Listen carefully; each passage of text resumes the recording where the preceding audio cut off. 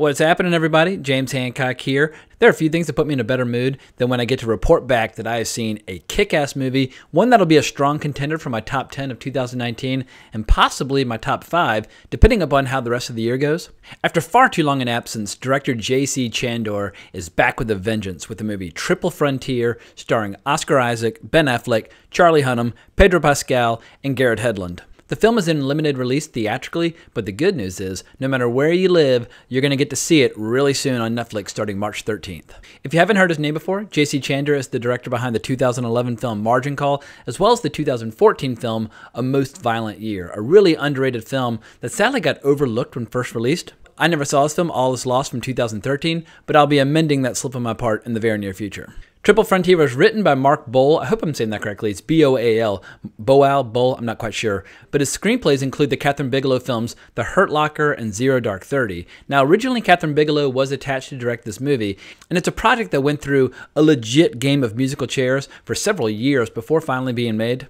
At different times, the following actors have been involved: Tom Hanks, Johnny Depp, Will Smith, Channing Tatum, Tom Hardy, Mahershala Ali, and Mark Wahlberg. Ben Affleck dropped out of the movie at one point for personal reasons, but eventually signed back on, and I'm thrilled that he did. This kind of film seems to be a much better fit for him than the DC Extended Universe, and he makes an excellent addition to this ensemble cast, all of whom feel perfect for the roles that they play.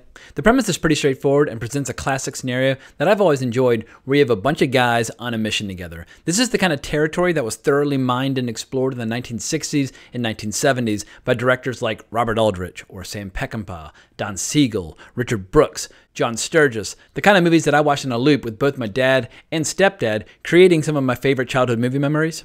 But in the case of Triple Frontier, after years of fighting the good fight against a drug lord named Lorea in South America, Santiago Garcia, played by Oscar Isaac, he decides to change tactics. He looks up his old military buddies in the United States that he fought alongside for many years, and he tells them all that he needs their help doing some reconnaissance on Lorea and that they'll all be well paid for their expertise.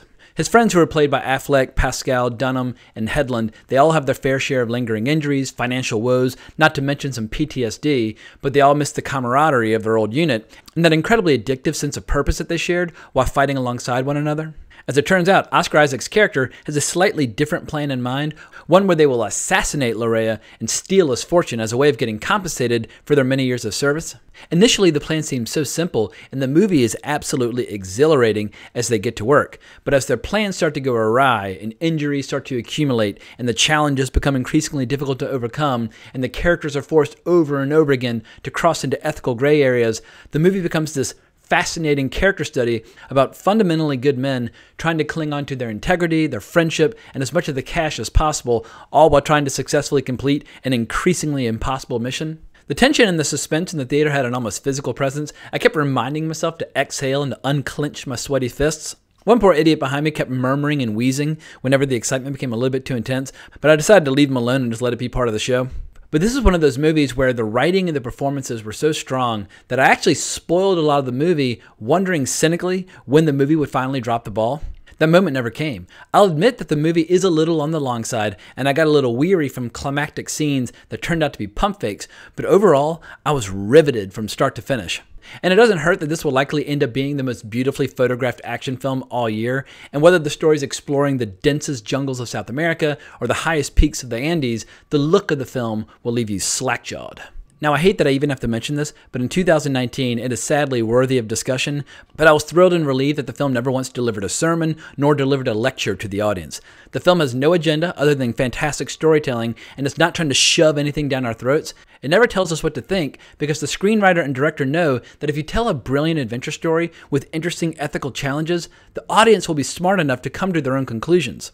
There are times when I worry that an entire generation of moviegoers is losing the ability to look at films analytically and critically because they're so accustomed to filmmakers spoon-feeding them precisely what they're supposed to think. This lack of an agenda will likely infuriate many critics who will demand to know precisely where these filmmakers stand on certain topics, and I'm sure they will deduct points in their reviews accordingly. In addition, most critics are already engaged in a bit of a shadow war against Netflix because of the threat that Netflix represents to the status quo and the way that critics get early access to theatrical releases. So I anticipate that many of these critics will be sharpening their knives with glee to hack into this film as savagely as possible. It wouldn't surprise me at all if there's a huge discrepancy between audience reactions and critical reactions. But I'm rapidly coming to realize that whether you're talking about Metacritic or Rotten Tomatoes or whatever, the audience reviews tend to be a little bit more reliable than that by the critics. But getting back to the movie, the main draw is the rapport between these 5 characters. Some of the best moments are early on as Oscar Isaac is trying to recruit his buddies, and they're all just hanging out, having a few beers, and suddenly they all find themselves cornering one of their pals as he participates in an MMA bout. All 5 actors deserve high praise because they're so laid back and they're so confident, they never really worry about who has the spotlight. They all make each other look good. The only other major speaking role in the movie is by Adria Arjona, and she's an excellent addition to the cast, but the majority of the screen time is devoted to these 5 guys, many of whom are reluctant to join this mission at first. Some of them know themselves a little bit too well, and they know how addictive a little trigger time can be, and they're doing everything in their power to try and make their civilian lives work. But the reality is that these guys were born for this kind of work, and this kind of hellhole is precisely where they're at their best. I should mention that while there's tons of action in the film, it's not for its own sake, it's not gratuitous. The action scenes are slick and well executed, but they have this grittiness that fans of The Hurt Locker will definitely appreciate. It's just a pleasure to watch characters who were so ruthlessly efficient.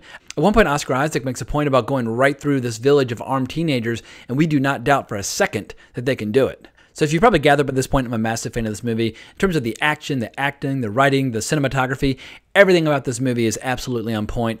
And it's further evidence that Netflix is rapidly becoming a home for the best action movies being made today.